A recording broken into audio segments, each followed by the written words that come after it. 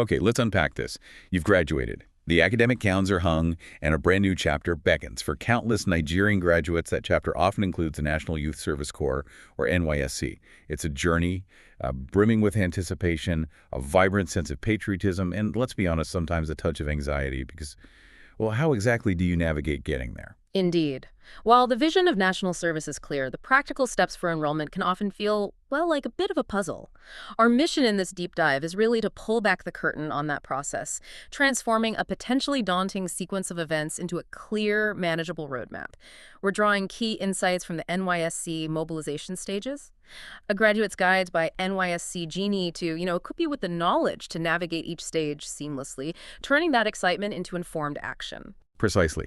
So if you're ready to master the essential processes that lead you to the orientation camp and beyond, your NYSC journey truly begins right here, right now. Yeah. Okay, here's where it gets really interesting right from the start.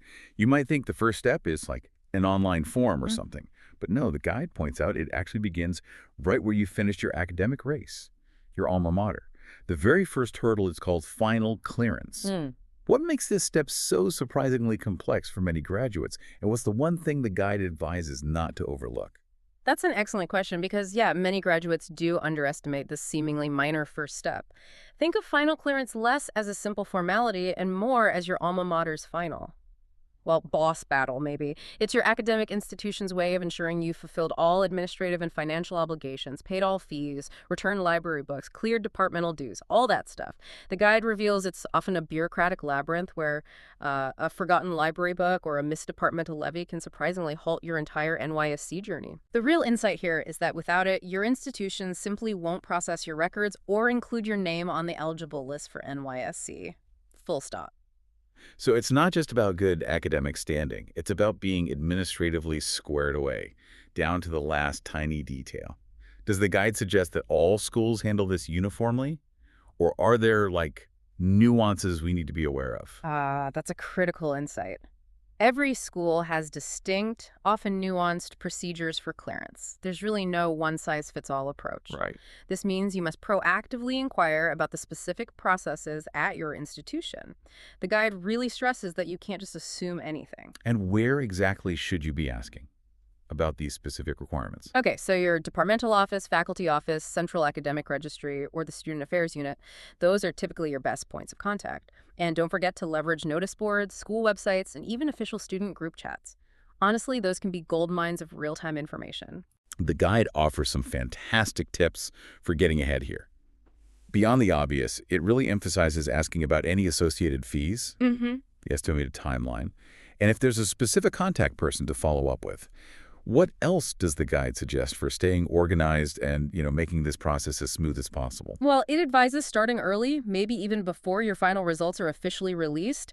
Keep all your receipts and IDs meticulously organized. Good tip. And be persistent if you hit a snag. Another invaluable tip is to network with senior students. Their practical insights can often illuminate hidden shortcuts or common pitfalls that aren't in any official handbook. Getting this foundation right truly sets the tone for your entire NYSC journey. Okay, so once you've navigated that initial clearance maze, the next pivotal document you'll eagerly anticipate is what the guide calls your academic passport. Many graduates feel a mix of pride and, frankly, anxiety waiting for this. What is this document and why is it so incredibly vital? Right, your statement of result or original certificate. It's more than just proof of achievement. It's an absolutely compulsory requirement for your official registration at the NYSC orientation camp. Compulsory. Okay. This document authenticates your academic standing, your course, graduation date, and class of degree. Without it, even if your name is on other lists, your physical registration at camp will be jeopardized. You could potentially be sent home. It's the single most important piece of academic verification you'll present there. That sounds like a document you definitely don't want to misplace. The guide mentions that the timing for its issuance varies widely. Some institutions are quick, maybe a few weeks post-clearance, while others might release it just days or even hours before camp opens. I can imagine that causes a lot of understandable anxiety for prospective Corps members. Oh, absolutely. It's a common source of stress, for sure. While you wait, the guide suggests staying connected, check official school channels, student chats, and maybe gently follow up with the Students' Affairs Office or Exams and Records Unit if there's a significant delay. What's crucial to understand is that while other stages can proceed without this document physically in hand, its physical presentation at the orientation camp is absolutely non-negotiable. Got it. Non-negotiable. So once you receive it, guard it carefully, like really carefully. So while that all-important academic passport is still making its way through the system, the guide reminds us there's still crucial groundwork to do. How do we get ourselves onto NYSC's radar even before that certificate is firmly in hand? What does this internal mobilization process involve? Right, this is where your institution plays a direct role. The Students Affairs Office, or SAO, is your primary liaison here. They are responsible for compiling and forwarding the list of eligible graduates to NYSC headquarters. Now, a key insight from the guide is that schools generally use one of two methods. Either they distribute physical NYSC forms for you to fill out. Okay, the old school way. Yeah, or they automatically mobilize their graduates, later releasing an internal Senate list for you to check. So it's not a one-size-fits-all approach again. This really highlights the importance of asking your school's specific procedure, doesn't it? What should we be prepared for, depending on which method or institution uses? Well, if your school uses physical forms, you'll typically provide basic info copies of your admission letter, maybe your result if it's available, recent passport photos. Accuracy is paramount there. Makes sense. If your school uses automatic mobilization, you'll primarily be waiting for them to release their internal Senate list. But in either case, it's good practice, actually, to confirm with the SEO that your name is indeed on their internal list once it's released. This early verification can help catch any potential errors before they escalate into bigger issues. It acts as a vital bridge between your academic life and the national service scheme. Okay, so you've completed your academic checks, your internal school checks. Done and done. But before NYSC gives you their final nod, there's another crucial layer of authentication, one the guide calls the official gatekeeper. What is this JMB matriculation list, and why is it such a non-negotiable step? This list is absolutely critical. NYSC collaborates closely with JMB, the Joint Admissions and Matriculation Board, to authenticate the admission status of prospective core members. The principle is simple. If you were admitted through JMB, your record must be verifiable on the JMB portal. Oh. Without your name here, the NYSC system basically won't recognize your academic foundation. It's like saying, we can't find your entry point into the higher education system. This means you'll be unable to register online later, regardless of what your school's lists say. So it's a primary filter, confirming your admission was legitimate and properly documented. Yeah. The guide makes it crystal clear. Absence from this list means you cannot register when the NYSC online portal opens. Period. How do you check this, and what do you need to do to ensure you're on it? You absolutely need to verify your status well in advance. Visit the JMB eFacility portal, that's efacility.jam.gov.ne. Check your admission status there. Make sure it clearly reads admitted. Right. And importantly, print your JMB admission letter from the portal. This document crops up again and again. It's often a requirement for various NYSC stages. Good to know. What's also worth noting is that JMB regularly updates the list. So if you don't see your name immediately, don't panic, but do check periodically as the NYSC mobilization window approaches. For a really deep dive on this specific point, the guide even recommends a trending article, All You Need to Know About J Matriculation List for NYSC.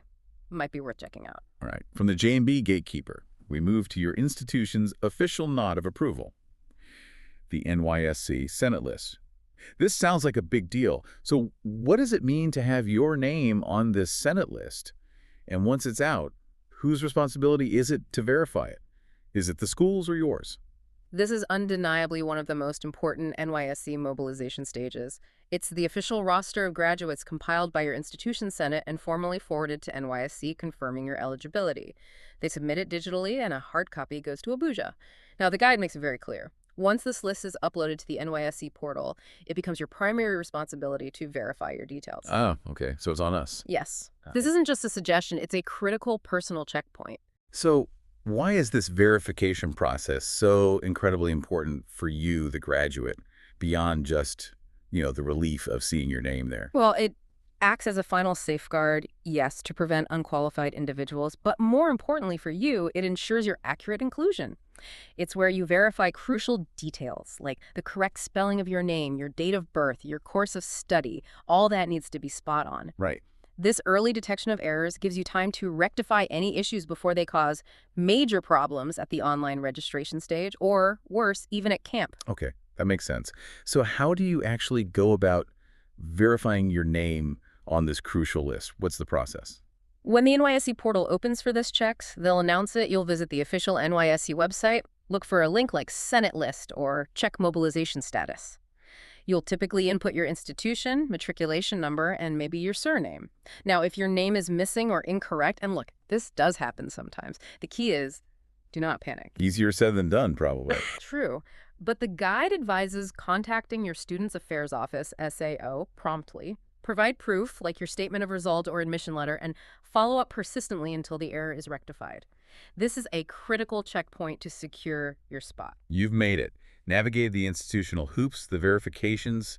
Your name is cleared, verified, and officially on the Senate list. Phew. Now for one of the most anticipated stages, the online registration. What's this digital gateway all about, and what's the key distinction for our foreign-trained graduates here? Right. This is where your personal details are formally captured by the NYSC system. It's a non-negotiable prerequisite for receiving your call-up letter later on. Generally, only those whose names appear on that verified Senate list are eligible to proceed with this online registration. Okay. However, the guide highlights a really key exception. Foreign-trained graduates. They register directly online, but often have a separate physical verification step later. This is simply because their degrees aren't from Nigerian institutions that feed into that standard Senate list system. That's a really important distinction for anyone listening who studied abroad. The guide also points out that the portal is usually open for a limited window, typically just 1 to 2 weeks. That sounds tight. It is. It emphasizes the need for prompt action. You can't afford to procrastinate on this one. And for local graduates, where exactly do they register? Can they just do it from home? No. Uh-huh. For local graduates, registration only happens at NYSC-accredited cyber cafes. Only accredited ones, okay. Yes. NYSC designates these specific cafes to ensure data integrity and prevent common issues. Foreign-trained graduates, however, have more flexibility. They can register at any cyber cafe worldwide. That's a big help for them, I imagine. Definitely. It allows them to start the process even from their country of study. Okay, what are the most critical pieces of information and documents that you absolutely need to have ready for this online stage? I know there's usually a long list. There is. You'll need key personal details: name, date of birth, state of origin, contact info, all the basics. Academic details are also crucial. Your institution, course, class of degree, matric number, graduation date. Don't forget next of kin information, basic medical details including your blood group and genotype, Right, the medical info? and a recent digital passport photograph that meets NYSC specifications. Usually that's a white background, very clear image. Plus, of course, an active email address and phone number are essential for communication, and critically, your JMB registration number. That sounds like a lot to gather beforehand. Any tips from the guide on how to approach this without getting overwhelmed or making mistakes? Absolutely. The guide's tips are simple but critical. Gather all that information ahead of time, have it ready, be patient with the portal, sometimes it gets busy. Double-check everything meticulously before you hit that final submission button. Spelling, dates, everything. And always print your confirmation slip afterwards. For the exhaustive list of specific items needed, the NYSC Genie Guide is definitely your best friend here. This stage is really about precision and patience. All right, online registration is done, hopefully submitted correctly, and you've got that confirmation slip clutched tight. But the guide reveals there's a vital, immediate next step: printing what's called your green card. What exactly is this, and why does the guide emphasize printing multiple copies? Seems important. It is very important. After registration, you'll typically need to wait maybe 1 or 2 days for your unique call-up number to become available on your dashboard. The green card, which often looks, well, greenish in its digital form, is essentially your NYSC registration slip. It summarizes all the info you just submitted online and, crucially, contains that unique call-up number. Think of it as your digital pass, confirming your enrollment in the system. Okay, so it's proof that your online efforts were successful and logged. How do we get this green card? Is it emailed? No, you'll need to actively get it. You simply log back into your NYSC dashboard on the portal, find the option that says something like print green card or print registration slip, and click it.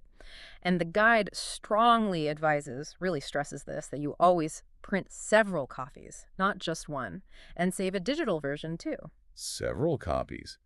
Why is it so important to have multiple copies? What are the practical implications if you only have one and lose it? Well, because it's a foundational document for what comes next. It's your undeniable proof of registration. It holds your call-up number, which is crucial for all subsequent processes. Right. It serves as a reference if you need any corrections made later, and it is often requested at camp alongside your actual call-up letter. Think of it almost like your temporary NYSC ID card before you get the official one at camp. Not having it or not having enough copies can cause unnecessary delays and a lot of stress. So yeah, treat it with the same importance as any official document. Now, circling back to our foreign-trained graduates, you mentioned they have an additional mandatory layer of scrutiny that doesn't apply to local graduates. Physical verification. This raises an important question, really. Why this extra step? What's the rationale behind it, and what does it actually entail? Yeah, it's a distinct step. And the rationale is primarily about maintaining the integrity of the NYSC scheme. NYSC is committed to preventing fraudulent enlistment, so this rigorous verification ensures the authenticity of degrees obtained outside Nigeria. It's a critical quality assurance measure, basically making sure everyone serving has genuinely earned their credentials from a recognized place. That makes sense. Quality control. So what exactly happens during this physical verification? What are they looking for? And what does the guide highlight as maybe the absolute biggest challenge or the most common pitfall for foreign graduates during this? It involves a meticulous examination of all your original academic documents, certificates, transcripts, international passports with relevant visa pages, admission letters from the foreign uni. If your documents aren't in English, certified translations will be verified. They'll also run accreditation checks on your foreign institution. Accreditation checks. Yes, and sometimes even more formal credential evaluation might be needed. Now, the biggest challenge and a common pitfall, according to the guide, is often related to that translation and accreditation verification. Many graduates, unfortunately, overlook ensuring their foreign institution is actually recognized by Nigerian educational standards, or that their translations are officially certified in the required way. Errors here can lead to significant delays or even outright rejection at this stage. Wow, so thoroughness and foresight are absolutely key here. You need to have everything perfectly in order. How do you select where this verification takes place, and how will you know when and where to go? Okay, during your initial online registration, you actually select a preferred verification venue from a list provided by NYSC. These are typically NYSC offices in major Nigerian cities. Then, the specific screening date and time are communicated directly to you via your NYSC dashboard and your registered email address. So you must monitor both of those diligently. Don't miss that notification. Right. Check your email, check the dashboard. Exactly. As for preparation, organize all original documents and photocopies meticulously beforehand. Arrive early on the day, be prepared to answer questions about your studies abroad, and, dress smartly. First impressions count. Passing the screening confirms the legitimacy of your foreign degree and officially greenlights your NYSC journey. Okay, moving on. The moment many prospective Corps members eagerly await your marching orders. This is the NYSC call-up letter. What exactly does this highly anticipated document contain? And maybe more importantly, how close to camp does it usually arrive? Is there much warning? The call-up letter. Yes, this document formally assigns you to a state for your national service. It's the big one. Typically, it's made available only a few days before the orientation course begins. Just a few days. Wow. Yeah, it gives you a relatively short window, realistically, to make travel arrangements and final preparations.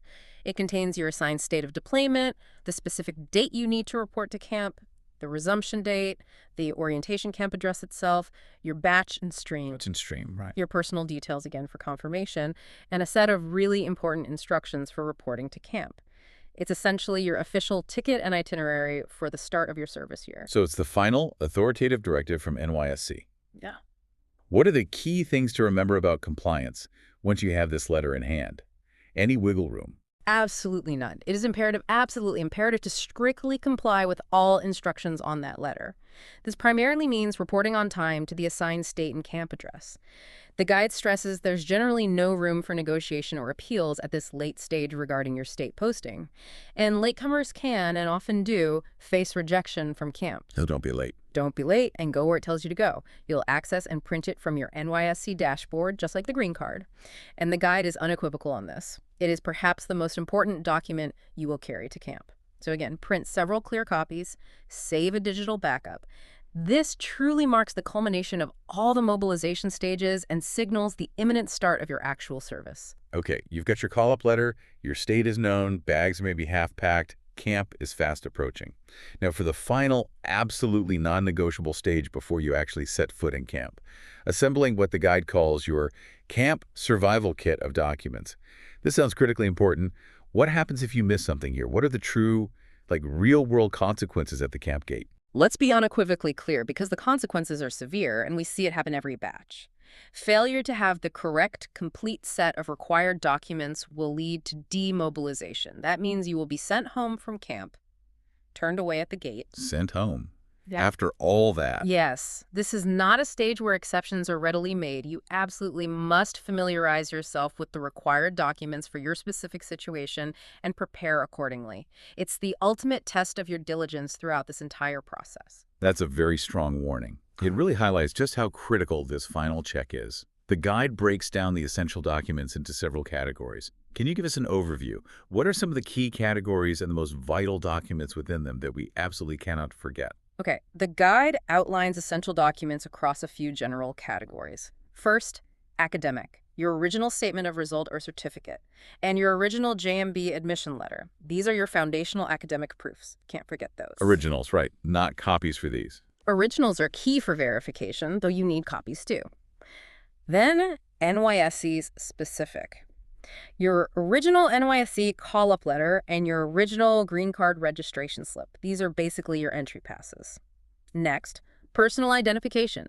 Your original school ID card, plus a valid government-issued ID, like a national ID card, driver's license, or international passport. Okay. Then, medical. This is crucial. A medical fitness certificate or report from a government or accredited private hospital, and also your blood group and genotype report. These are vital for your well-being and safety in camp. Right, the medicals. Very important. And finally, passport photographs. Numerous recent passport-size photos. NYSC usually specifies the background color, often white or sometimes red. You'll need quite a few for various registrations within camp. Okay, that's the general list. Are there additional documents needed for specific categories of core members? Particularly thinking about our foreign-trained graduates again, or married female PCMs. Absolutely, and this is where meticulous attention is really needed, because the requirements differ. For foreign graduates, you'll need your original international passport, including the visa pages showing your study period.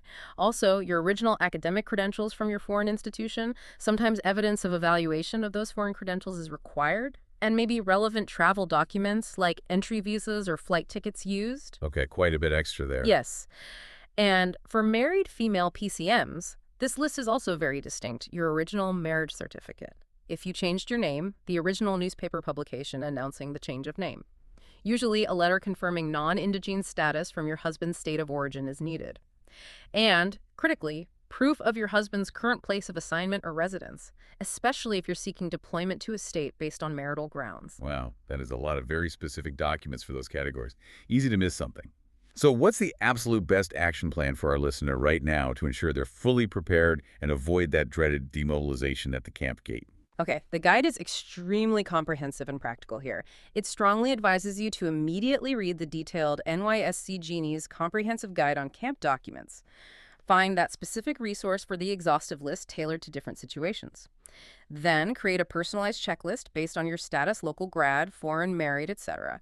Gather all the originals first. Then make at least 5 to 10 photocopies of each critical document. Seriously, you'll need them. 5 to 10 copies. Yes, organize everything neatly in a secure, maybe even waterproof file or folder.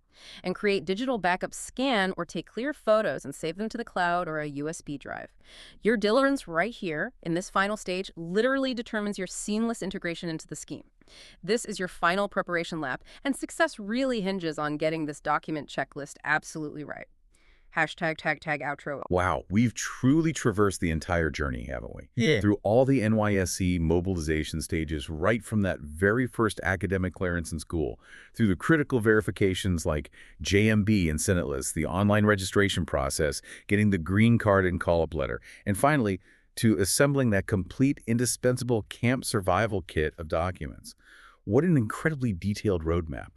Indeed, it's a structured process, and hopefully breaking it down makes it feel less overwhelming. It's designed to ensure every eligible Nigerian graduate is ready and properly vetted to contribute to national development.